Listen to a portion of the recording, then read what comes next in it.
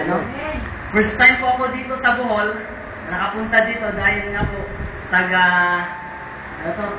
Luzon po kami sa Apayao, sa pinakadulo po ng Pilipinas. Yung parang ulo po. Masaya po ako na kung first time po ako dito sa Bohol, first time din po ako makapagsalita dito sa church niyo. Na-invite po ako. Kaya purihin ko ang Panginoon. Amen. Medyo kinakabahan. Amen.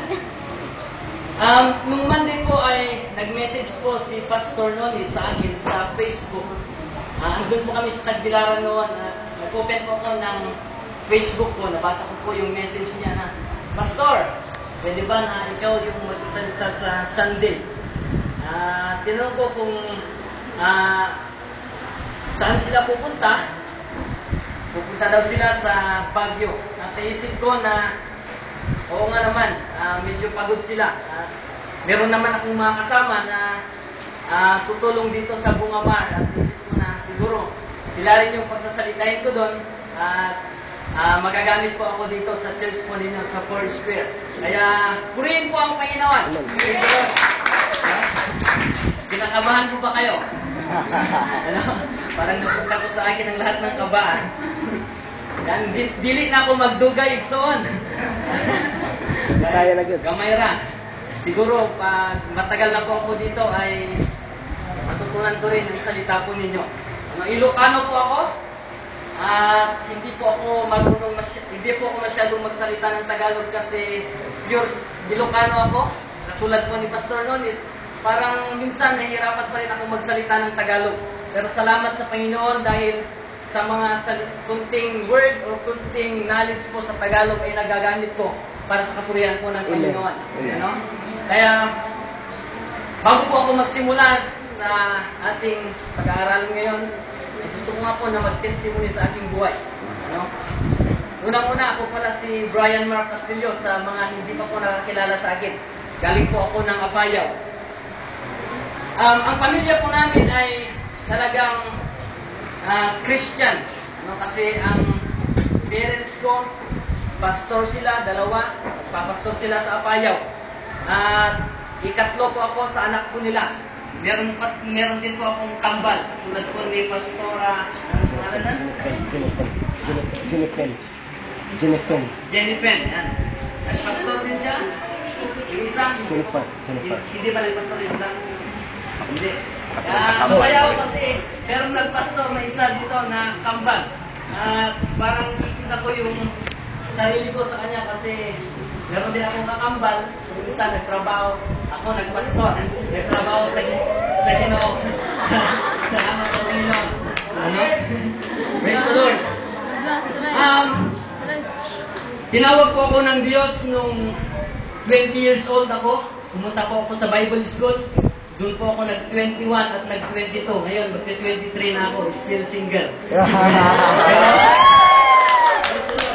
Pero hindi po yan yung pinunta ko dito. Kundi po ang... Sorry po. Pero welcome pa rin kayo. Tinawag po ako ng Diyos nung 20 years old ako. Siguro, sinasabi po ninyo bilang isang anak ng pastor, mabait po sila. No? Siguro sinasabi po ninyo na ang mga pastor, anak ng mga pastor ay mabait po sila. Talagang tinuturuan po ng mabuti. Pero sinabi ko sa sarili ko, parang hindi ako karapat-dapat na anak ng pastor. Ano? Kasi, yung kambal ko, medyo mas matino yun kaysa sa akin. Yung buhay ko po ay parang nasa makamundo po ako na bagay. Naranasan ko po na napalayo sa aking pamilya. Punta po ako ng Baguio noon. Kasi yung course ko po ay HRM. Nag-OGTV ako doon ng 1 month. Alam niyo po ay, yung paglayo ko po sa aking pamilya ay talagang parang lumayo na rin po ako sa Panginoon. Kasi ramdam ko po yung paglayo ko sa Panginoon kasi marami po akong mga barkada na talagang nalulong sa mga bisyo. Pagsusugal, pag-iinom, pagsisigarilyo at habang kasama ko sila ay natutunan ko rin po na gumaya sa kanila. At po, yun po yung naranasan ko uminom, nagsugal, sa sabungan. At alam niyo po, tinanong po ako ng tatay ko kung bakit ko ginagawa yun. Nagsinungaling po ako. Hindi ko po ginagawa yun. Pero sinabi po ng pinsan po ng tatay ko na ganito yung ginagawa niya. Kaya walang lusot. Kaya nagsorry ako sa tatay ko. Pero salamat sa Panginoon dahil sa isang araw po, meron pong youth camp sa malapit po sa aming bahay. Ibang church po. Christian Living Church. At ayun. At salamat sa Panginoon dahil sa youth camp na yun, ginamit po niya upang mabago po yung buhay ko. Salamat po sa Panginoon dahil tinawag po ako na magpastor. Kaya sinabi ko sa Panginoon, tinawag ko ako, Lord, I will follow you. Amen. Siguro sinasabi po ninyo, bata pa po ako. Ano? Siguro sinasabi niyo, ang bata-bata naman ang nagsasalita sa harap.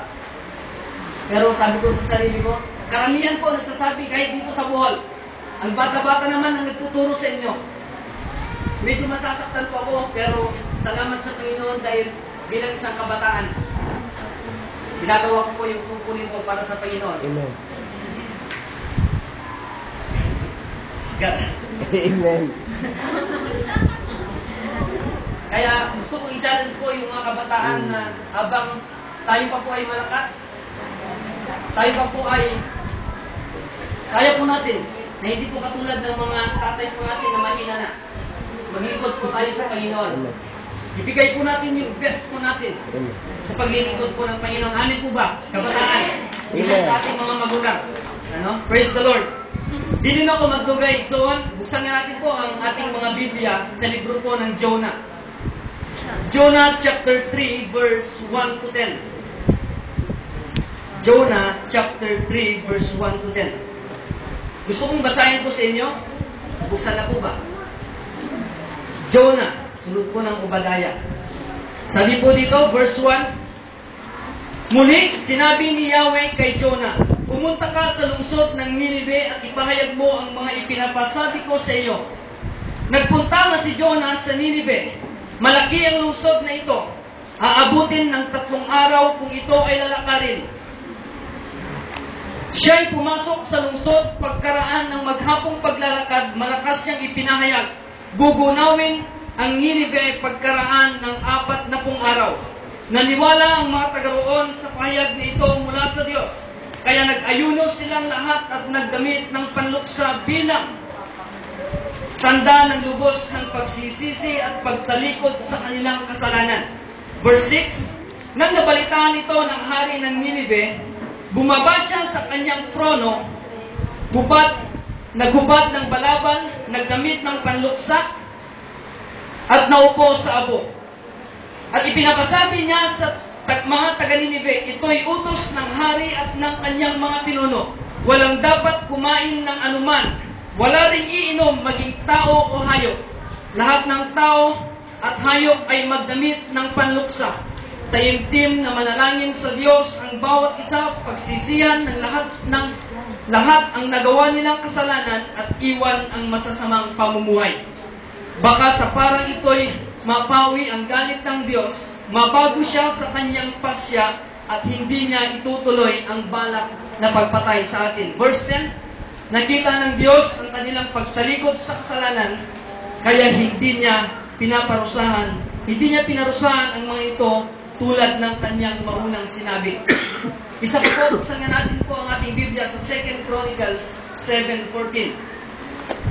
2 Chronicles 7 verse 14.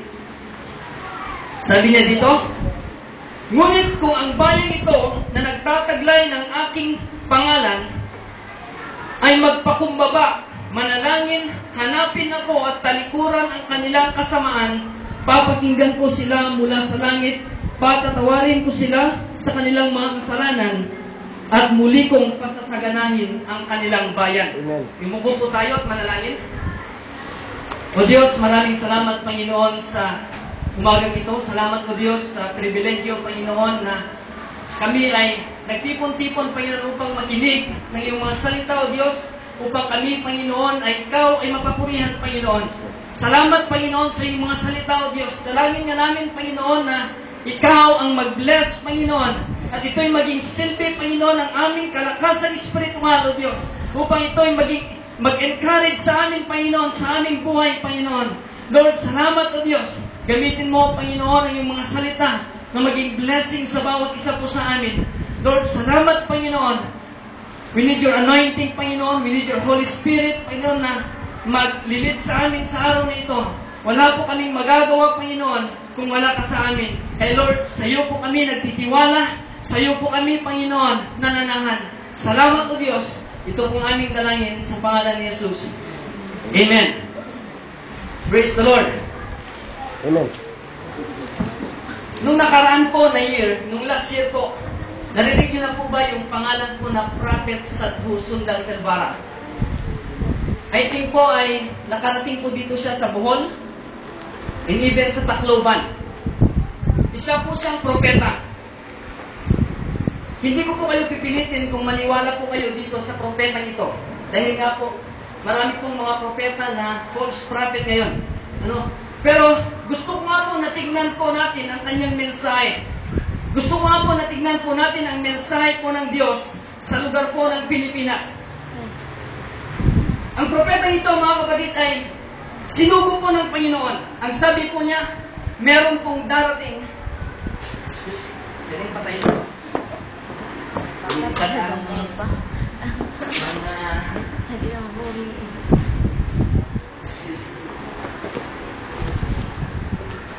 Ang propeta ito ay pinadala po ng Diyos.